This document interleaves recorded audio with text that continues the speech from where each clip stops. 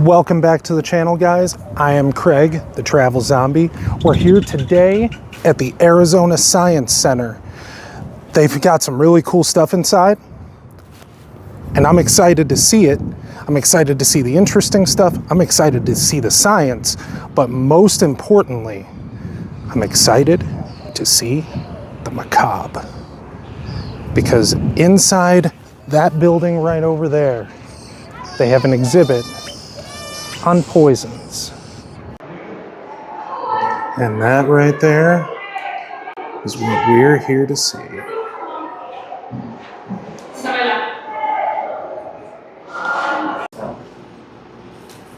Welcome to Solarville, presented by it's the APS Solar Gallery. Looks like we're going to be talking about how to conserve fuel and how to save the environment.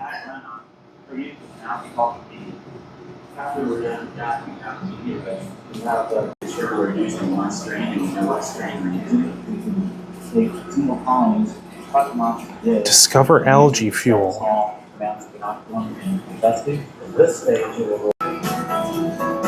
Apparently, algae can be harvested into fuel because it contains fats that are similar to diesel fuel, and scientists have discovered that when it's exposed to sunlight, it can be cultivated and harvested and converted into biofuel. And apparently it looks something like this. Wastewater. And apparently, if the idea of using algae as fuel wasn't gross enough for you, there's this. Cow poop. Cow poop can apparently, through its greenhouse gases, power two 100-watt light bulbs for 24 hours using only one cow. Yeah, I don't know about that. Okay, now I've actually heard of these. These are called smart windows, and with these, you actually don't need curtains. It says electro windows have liquid crystal glazing between two pieces of glass that become transparent when electric currents pass through it. These smart windows automatically control the amount of light passing through a window and can reduce a building's energy use by 30 to 40%. So it says here to stand on the footprints and flip the switch. So let's go ahead and do that.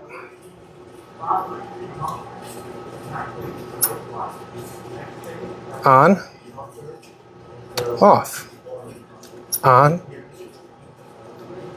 off. How cool is that?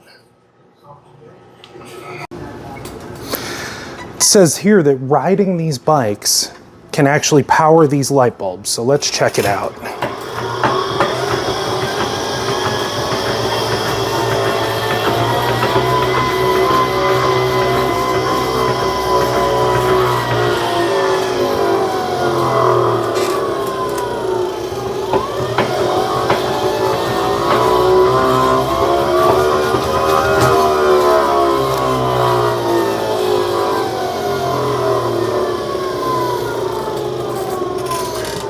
Well, maybe this particular exhibit isn't working. So a couple of the exhibits up here aren't working right now. It is towards the end of their day on a weekday, so maybe they just started shutting stuff down early. So anyway, we're gonna go downstairs to the third floor and see what else they have to offer. This next exhibit is about the mines because, fun fact, Arizona produces more copper than all the other 49 states combined. In fact, I'm actually planning on taking you guys to Jerome, Arizona one day and showing you a real former mine head that you can stand on top of. We're about to head into a gallery called My Digital World, which I'm kind of interested to see because I kind of grew up during the digital millennium, as a lot of you, I'm assuming, did.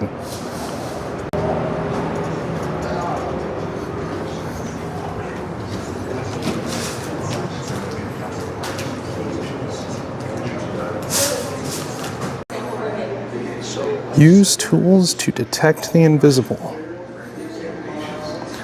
What can you detect with infrared light?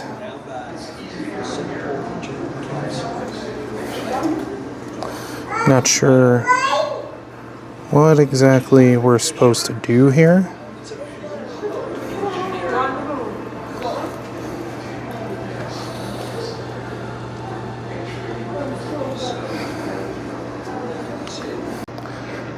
It says slide a tile behind the lens and look through.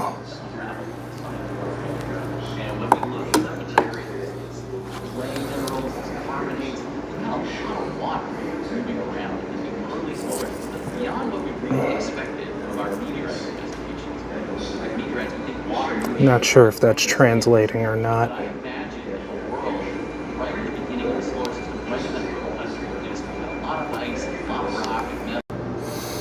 So I was just walking through right over there and noticed that I was standing in front of something. I got worried for a second because I don't want to block anybody's view. And then I looked and saw this. Ooh. I'm catching them. Gotta catch them all. So this is an old newspaper printing press, and you can tell this thing was actually used because look at all the wear and tear on it. And it doesn't explicitly say it up here on the placard. Let me get a better shot of that.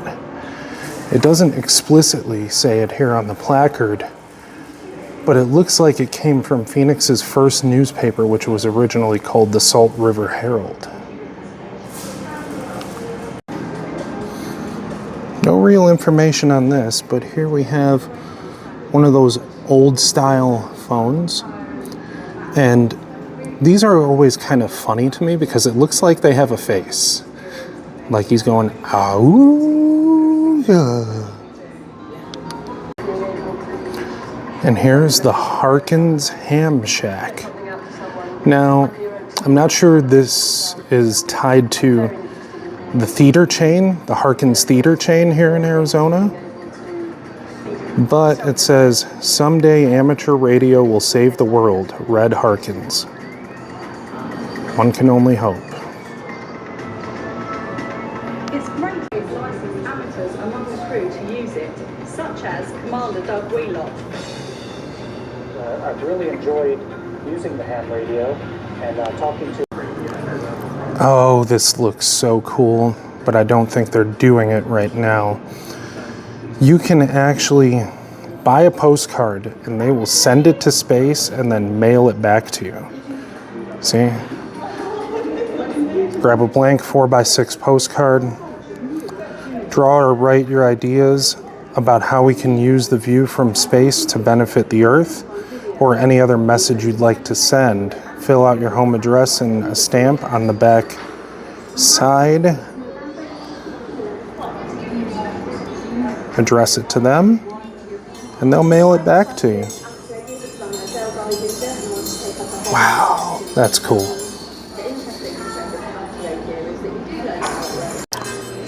Oh, okay, here it is. So, I would assume that they want you to buy a postcard in the gift shop here and then drop it right down here, and then they'll mail it off for you. It's a bit too cold to be going, or cold, I wish. It's a bit too hot to be going outside today, about 100 degrees, but this looks to be a horse-drawn carriage of some sort. And the next exhibit is the land exhibit.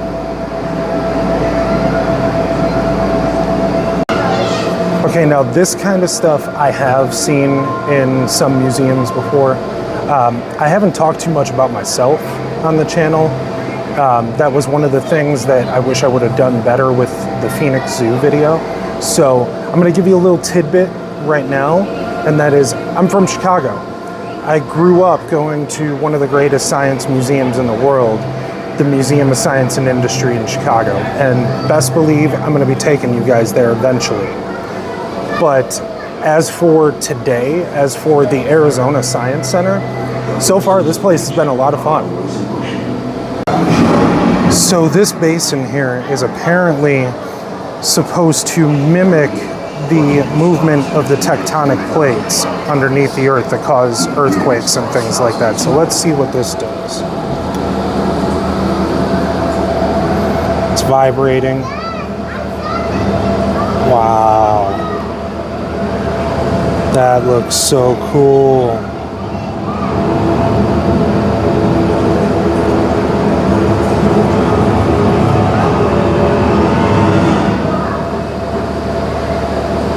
In the Midwest, warm ocean air from the tropics combines with cool air from the great plains. This interaction can bring the planet's most violent storms right down to the ground.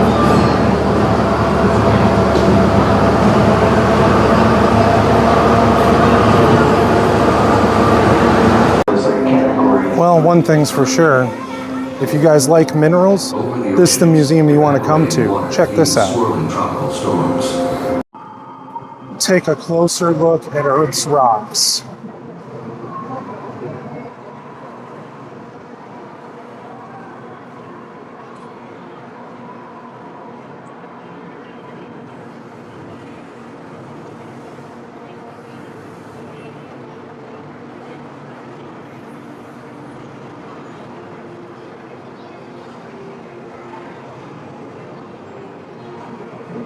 Yeah, that's not translating too well on camera. Sorry, guys. So this looks just like the exhibit we saw just a second ago, except this one's about rift zones, which can be where volcanoes and ring dike formations and fracture zones form. So it says start and then press and hold to change the pressure. So we're going to go ahead and we're going to do that. Look at that. And then we're going to increase the pressure. Wow, the one went down and the other one, yep, now it's gone. But if we let go, if we let up, nope, it shut off. Let's do it again. So we're going to go down, higher pressure, and then up, lower pressure. That's cool. This is kind of interesting. It's an explanation and an exhibit showing how you can see heat waves. Basically, that heating rod turns on, and then if we zoom in, maybe you'll see it a little bit better. There you go. It heats up and reacts with the water around it, enabling you to see it.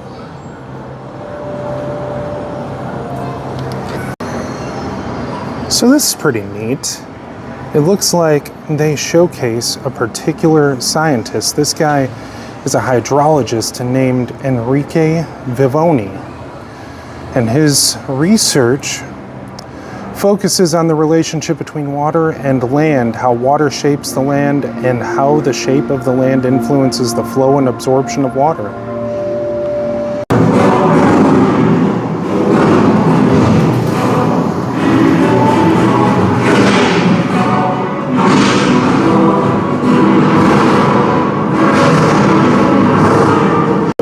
And this here is another scientist they're highlighting. Her name is Yolanda Serra.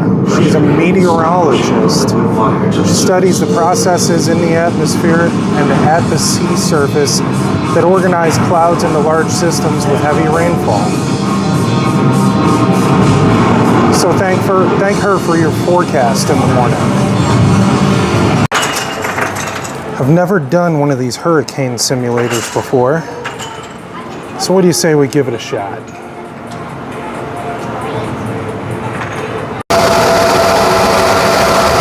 Oh, wow. This is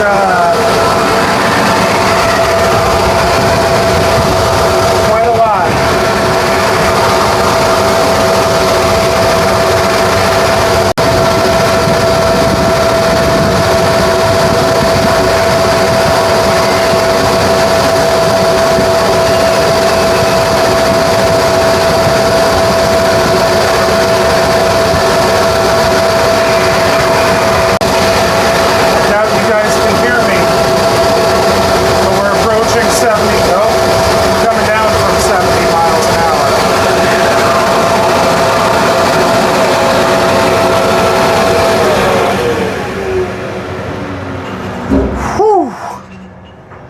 That was intense.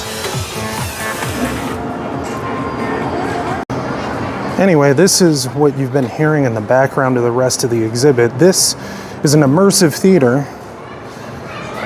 And then by immersive, they mean immersive.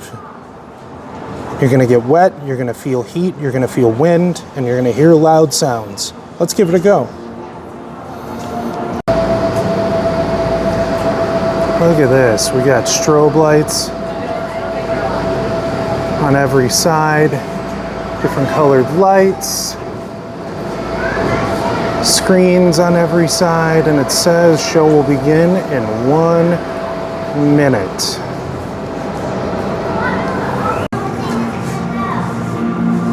"30 seconds, and we're standing in the dead center, so we should get all of it. 10, 9, 8, 7, 6, 5, 4, 3, 2, 1.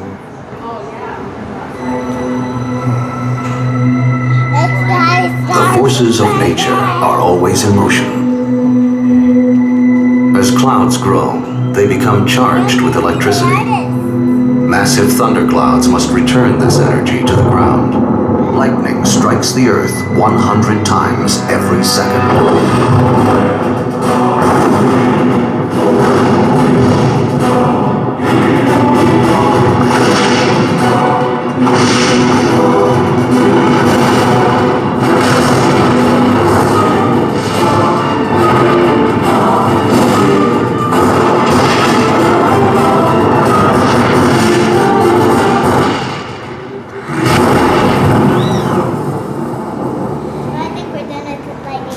Every year, lightning sparks an estimated 10,000 wildfires. Human beings cause thousands more.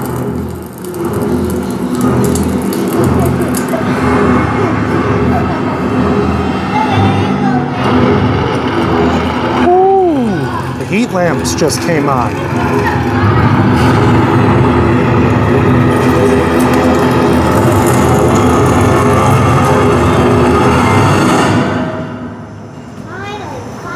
In the Midwest, warm ocean air from the tropics combines with cool air from the Great Plains.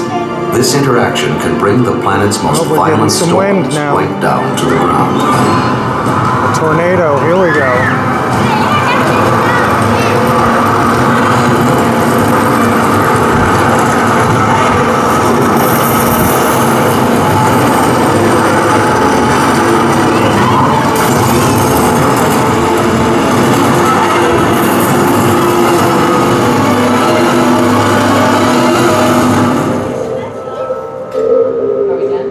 Deep underground, the Earth's core melts rock into magma. Pressure builds, pushing the liquid fire to the surface.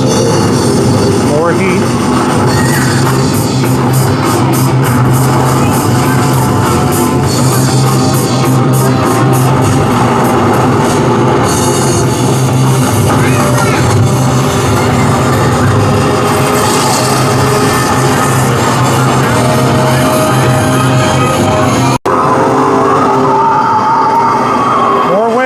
We're being rained on.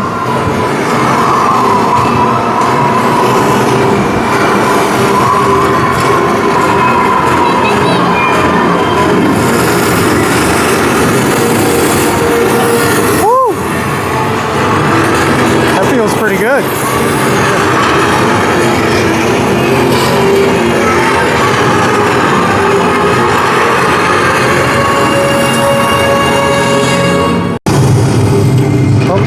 Now the floor is vibrating.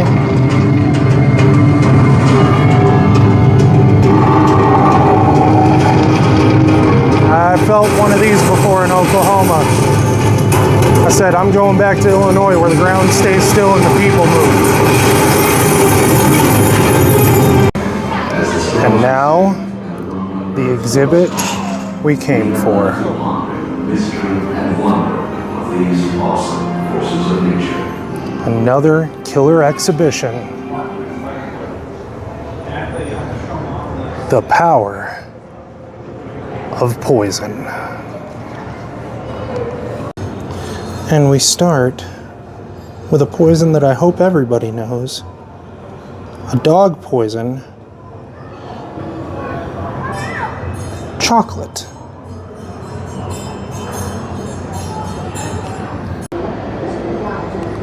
So this first part of the exhibit takes place in the Chaco lowland forest in the northwestern coastal central Colombia region.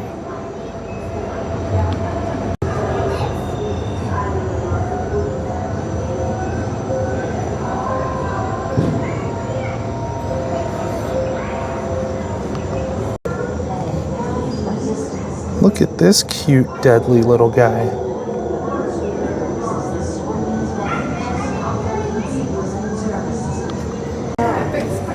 So this little guy is actually so poisonous that hunters will put his secretions on the tips of their arrows.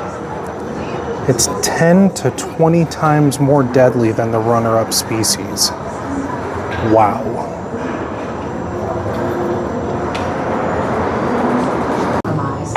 So, I've never been a huge fan of snakes, personally. They just scare the bejesus out of me, which is a pretty difficult thing to do. But this is an eyelash pit viper from the region that we just talked about. 3 times magnified. And down here is the skull of an eyelash pit viper. That looks horrifying. So this is something of interest to Arizonans specifically. Apparently, scorpions 1800 years ago helped defeat the Roman Empire when they attacked the fortress of Hatra in what is now Iraq. After 20 days, the mighty Roman army broke through the city walls and then fled. No one knows why, but stories from the time suggest that the terrified Romans were attacked by flying, stinging insects. Modern scholars suspect that the ceramic bombs filled with venomous insects or scorpions might have been hurled from the city walls, forcing the invaders to flee. Look how terrifying these little guys look. Jason, shocked and saddened, was left alone.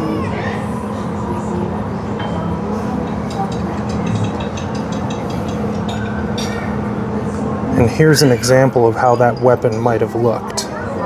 It's a ceramic pot, looks like wrapped in burlap, filled with scorpions. That is brutal on another level. This is interesting. An Alice in Wonderland exhibit. So here it talks about the phrase mad as a hatter, and apparently that's because a lot of hatters were mercury poisoned.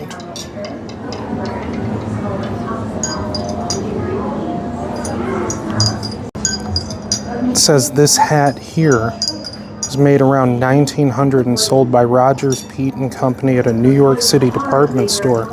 Mercuric nitrate would have been used in its production.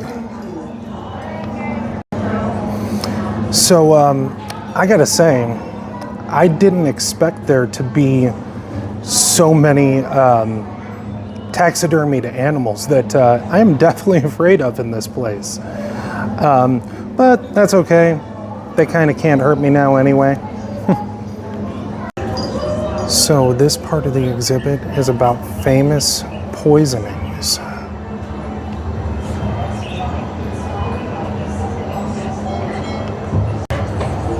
It says here that Cleopatra, the last pharaoh of ancient Egypt, ended her own life by enticing a snake to bite her. So apparently, Napoleon died of stomach cancer, but now researchers are wondering whether toxic metals may have played a part.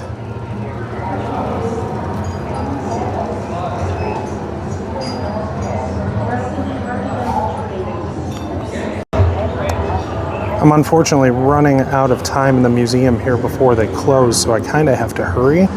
But this part of the exhibit is called Sick at Sea, and it explores the kinds of illnesses pirates would have experienced while on a ship. Something witchy this way comes.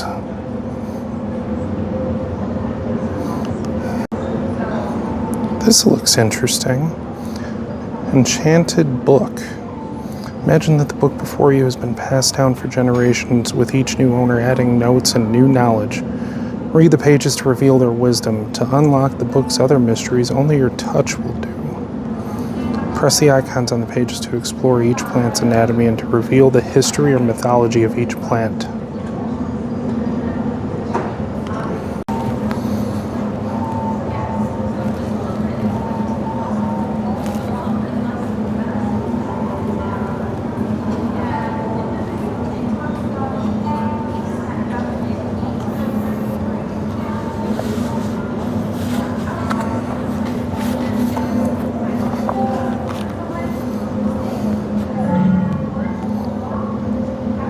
Wow. And you guys can stop and pause this if you want to see what it says. This is really, really cool though. This is almost like Disney's enchanted storybooks.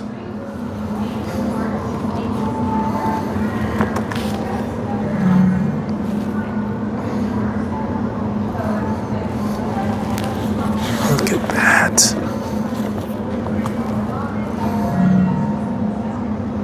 Wow. Listen, if you guys have never been here, you really have to come and check this place out. Do yourselves a favor. There's all kinds of discounts on tickets and stuff like that. I'll touch on that more at the end of the video. It looks like here they're showcasing some poisons from popular culture.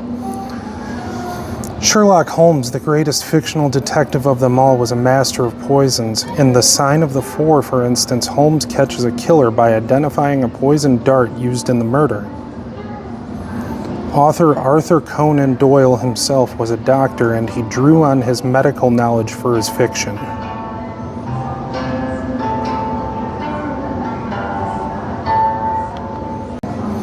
Poisoning in children's books.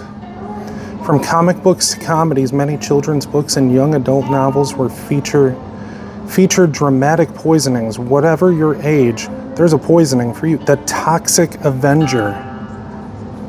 That's a whole character on this subject. After falling in a vat of toxic waste that makes his body catch on fire, bullying victim Melvin Junko turns into a mutant monster with superhuman strength. Poisons appear in many popular comics. Poison Ivy, for instance, sometimes Batman's nemesis, sometimes his love interest, can poison people by kissing them and uses plant toxins to control people's minds. That's manipulative. Harry Potter.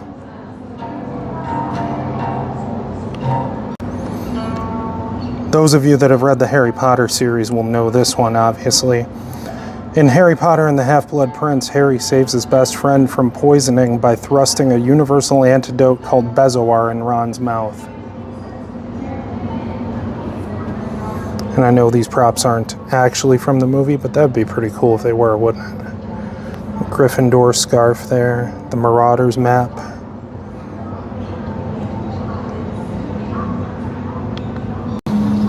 Don't ask me how, but I almost missed this. We all know the story of Snow White.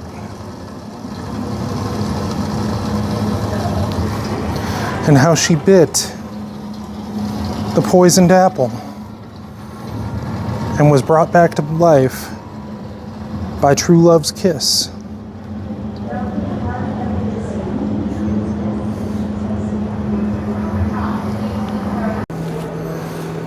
So it looks like most of the second floor here is kids stuff, but this looks absolutely terrifying. This is called the Sky Cycle, and you ride it all the way down that cable there. I don't know if I could do that. Oh, this is so cool. This is right underneath the sky bike that I was just showing you. That's borderline hypnotizing.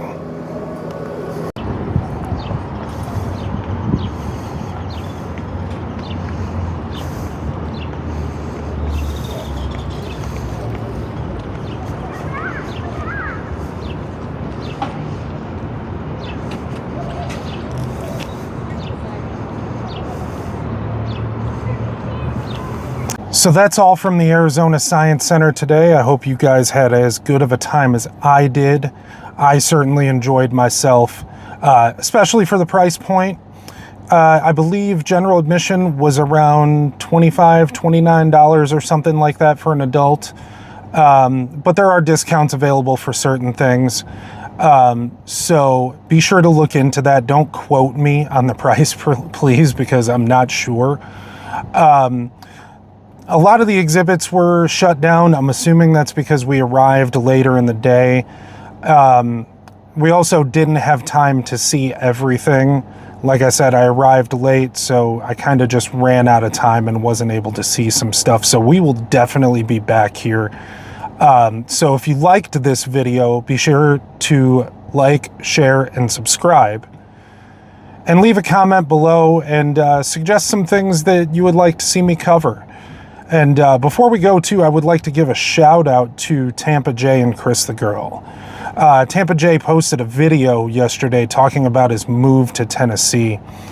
And he said some really nice, encouraging things at the end of the video. And I left a comment telling him exactly how I needed to hear those words in this moment as I'm working to build my own channel and build, you know, my relationship with you guys.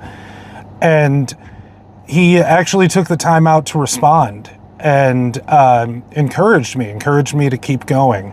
And so thank you for that, Tampa J. Best of luck to you and Chris the Girl with your move. And I hope to meet you guys someday down the line.